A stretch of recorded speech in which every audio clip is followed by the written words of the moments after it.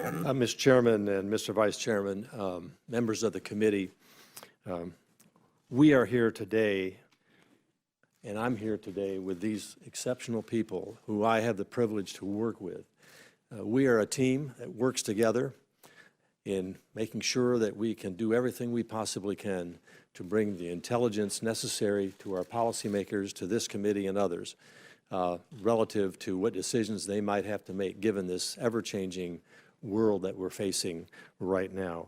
During my tenure as DNI, now 2 years in, I have told our workforce over and over that our mission was to seek the truth and speak the truth.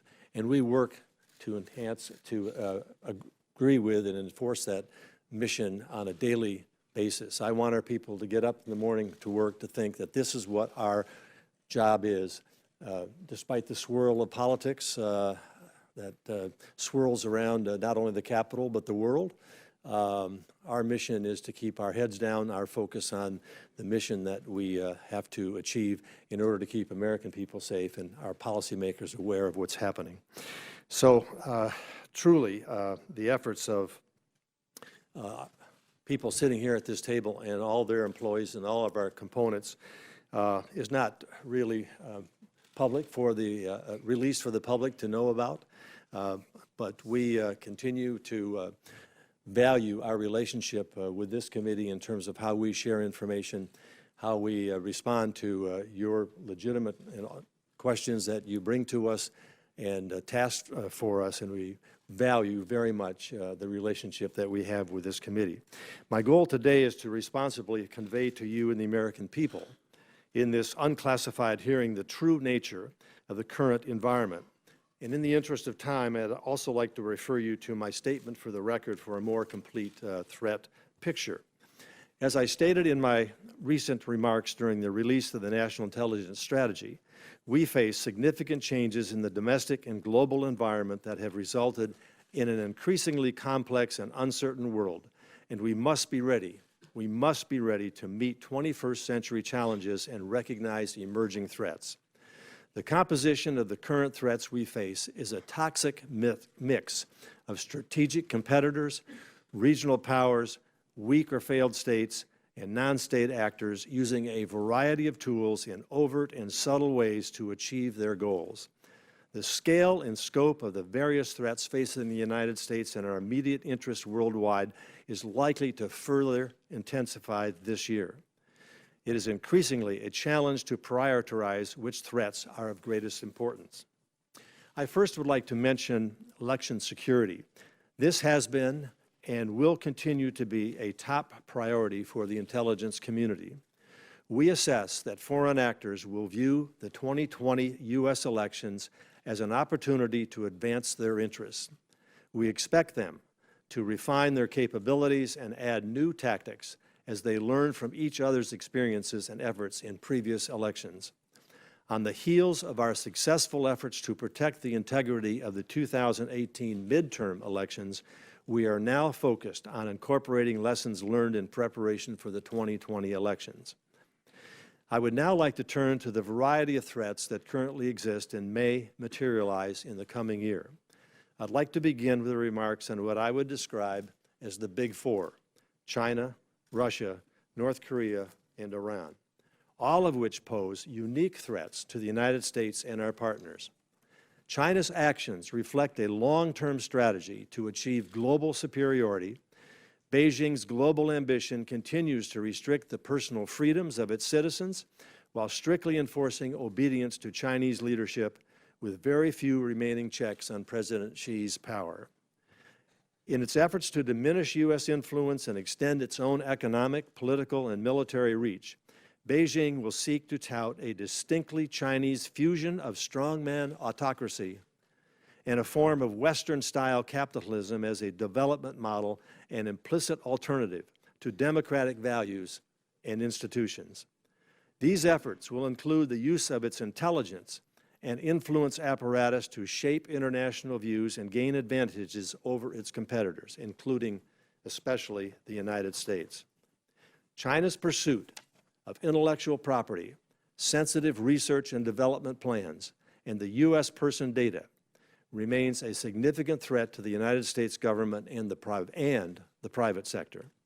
China's military capabilities and reach will continue to grow as it invests heavily in developing and fielding advanced weapons, and Beijing will use its military clout to expand its footprint and complement its broadening political and economic influence, as we have seen with its One Belt, One Road initiative. As part of this trend, we anticipate China will attempt to further solidify and increase its control within its immediate sphere of influence in the South China Sea and its global presence further abroad. Whereas with China, we must be concerned about the methodological and long-term efforts to capitalize on its past decade of a growing economy and to match or overtake our superior global capabilities. Russia's approach relies on misdirection and obfuscation as it seeks to destabilize and diminish our standing in the world. Even as Russia faces a weakening economy, the Kremlin is stepping up its campaign to divide Western political and security institutions and undermine the post-World War II international order. We expect Russia will continue to wage its information war against democracies and to use social media to attempt to divide our societies. Russia's attack against Ukrainian naval vessels in November is just the latest example of the Kremlin's willingness to violate international norms, to coerce its neighbors and accomplish its goals. We also expect Russia will use cyber techniques to influence Ukraine's upcoming presidential election. The Kremlin has aligned Russia with repressive regimes in Cuba, Iran, North Korea, Syria, and Venezuela. And Moscow's relationship with Beijing is closer than it has been in many decades. The Kremlin is also stepping up its engagement in the Middle East, Africa, and Southeast Asia, using weapons sales, private security firms, and energy deals to advance its global influence. Regarding North Korea, the regime has halted its provocative behavior related to its WMD program. North Korea has not conducted any nuclear-capable missile or nuclear tests in more than a year, and it has dismantled some of its nuclear infrastructure. As well, Kim Jong-Un continues to demonstrate openness to the denuclearization of the Korean Peninsula.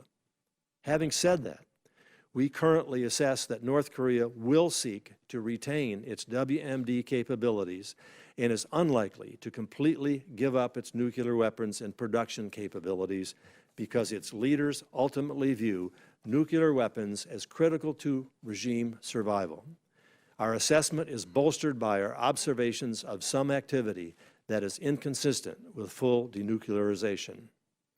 While we assess that sanctions on exports have been effective and largely maintained, North Korea seeks to mitigate the effects of the U.S.-led pressure campaign through diplomatic engagement, counter-pressure against the sanctions regime, and direct sanctions evasion. Now let me discuss Iran. The Iranian regime will continue pursuing regional ambitions and improved military capabilities, even while its own economy is weakening by the day. Domestically, regime hardliners will be more emboldened to challenge rival centrists, and we expect more unrest in Iran in recent months. Tehran continues to sponsor terrorism, as the recent European arrests of Iranian operatives plotting attacks in Europe demonstrate. We expect Iran will continue supporting the Houthis in Yemen and Shia militants in Iraq, while developing indigenous military capabilities that threaten U.S. forces and allies in the region. Iran maintains the largest inventory of ballistic missiles in the Middle East, and while we do not believe Iran is currently undertaking activities we judge necessary to produce a nuclear device, Iranian officials have publicly threatened to push the boundaries of JCPOA restrictions if Iran does not gain the tangible financial benefits it expected from the deal. Iran's efforts to consolidate its influence in Syria and arm Hezbollah have prompted Israeli airstrikes. These actions underscore our concerns for a long-term trajectory of Iranian influence in the region and the risk of conflict escalation. All four of these states that I have just mentioned, China, Russia, North Korea, and Iran, are advancing their cyber capabilities, which are relatively low cost and growing in potency and severity. This includes threatening both minds and machines in an expanding number of ways, such as stealing information, attempting to influence populations, or developing ways to disrupt critical infrastructures. As the world becomes increasingly interconnected, we expect these actors and others to rely more and more on cyber capabilities when seeking to gain political, economic, and military advantages over the United States and its allies and partners. Now that I've covered the big four, I'll quickly hit on some regional and transnational threats. In the Middle East, President Bashar al-Assad has largely defeated the opposition and is now seeking to regain control over all of Syrian territory. Remaining pockets of ISIS and opposition fighters will continue, we assess, to stoke violence, as we have seen in incidents happening in the Idlib province of Syria. The regime will focus on retaking territory while seeking to avoid conflict with Israel and Turkey. And with respect to Turkey, we assess it is in the midst of a transformation of its political and national identity that will make Washington's relations with Ankara increasingly difficult to manage during the next 5 years. Turkey will continue to see the PKK and related Kurdish groups as the main threat to their sovereignty. Under President Erdogan, U.S.-Turkey relations will be important, but not necessarily decisive for Ankara. In Iraq, the underlying political and economic factors that facilitated the rise of ISIS persist, and Iraqi Shia militants' attempts to further entrench their role in the state with the assistance of Iran will increase the threat to U.S. personnel. In Yemen, where 75% of the population is reliant on foreign assistance, neither side of the conflict seems committed to end the fighting, and the humanitarian impact of the conflict in 2019 will further compound already acute problems. In Saudi Arabia, public support for the royal family appears to remain high, even in the wake of the murder of journalist Jamal Khashoggi and the kingdom's continued involvement in the Yemen conflict that has generated global pushback. In South Asia, the focus of the region will be centered on the potential turmoil surrounding Afghanistan's upcoming presidential election, ongoing negotiations with the Taliban, and the Taliban's large-scale recent attacks. We assess neither the Afghan government nor the Taliban will be able to gain a strategic advantage in the Afghan war in the coming year, even if coalition support remains at current levels. However, current efforts to achieve an agreement with the Taliban and decisions on a possible withdrawal of U.S. troops could play a key role in shaping the direction of the country in the coming years. Militant groups supported by Pakistan will continue to take advantage of their safe haven in Pakistan to plan and conduct attacks in neighboring countries, and possibly beyond, and we remain concerned about Pakistan's continued development and control of nuclear weapons. In Africa, several countries are facing significant challenges that threaten their stability, which could reverberate throughout the region. Libya remains unstable in various groups, and various groups continue to be supported by a variety of foreign actors and competing goals. In the Democratic Republic of Congo, a new government will be challenged to deal with ongoing violence by multiple armed groups and the outbreak of Ebola in the east of the country. And instability is growing in Sudan, where the population is angry at the country's direction and President Bashir's leadership. In Europe, political, economic, and social trends will increase political uncertainty and complicate efforts to push back against some autocratic tendencies. Meanwhile, the possibility of a no-deal Brexit, in which the UK exits the EU without an agreement, remains. This would cause economic disruptions that could substantially weaken the UK and Europe. We anticipate that the evolving landscape in Europe will lead to additional challenges to U.S. interests as Russia and China intensify their efforts to build influence there at the expense of the United States. In the Western Hemisphere, flagging economies, migration flows, corruption, narcotics trafficking, and anti-U.S. autocrats will challenge U.S. interests. Venezuela is at a crossroads, as its economy faces further cratering and political leaders vie for control, all of which are likely to further contribute to the unprecedented migration of Venezuelans. We expect the attempts by Cuba, Russia, and to some extent China to prop up the Maduro regime's security or financing will lead to additional efforts to exploit the situation in exchange for access mostly to Venezuelan oil. We assess that Mexico, under new leadership, will pursue cooperation with the United States as it tries to reduce violence and address socioeconomic issues. But authorities still do not have the capability to fully address the production, the flow, and trafficking of the drug cartels. High crime rates and weak job markets will continue to spur U.S.-bound migrants from El Salvador, Guatemala, and Honduras. To close my remarks, I would like to address several challenges that span the globe. I already mentioned the increased use of cyber capabilities by nefarious actors, but we must be mindful of the proliferation of other threats, beginning with weapons of mass destruction. In addition to nuclear weapons, we have heightened concerns about chemical and biological weapons. We assess that North Korea, Russia, Syria, and ISIS have all used chemical weapons over the past 2 years, which threatens international norms and may portend future use. The threat from biological weapons has become more diverse as they can be employed in a variety of ways, and their development is made easier by dual-use technologies. We expect foreign governments to expand their use of space-based reconnaissance, communications, and navigation systems, and China and Russia will continue training and equipping their military space forces and fielding new anti-satellite weapons to hold U.S. and allied space services at risk. Space has become the new global frontier, with competition from numerous nations. Terrorism remains a persistent threat and in some ways is positioned to increase in 2019. The conflicts in Iraq and Syria have generated a large pool of skilled and battle-hardened fighters who remain dispersed throughout the region. While ISIS is nearing territorial defeat in Iraq and Syria, the group has returned to its guerrilla warfare roots while continuing to plot attacks and direct its supporters worldwide.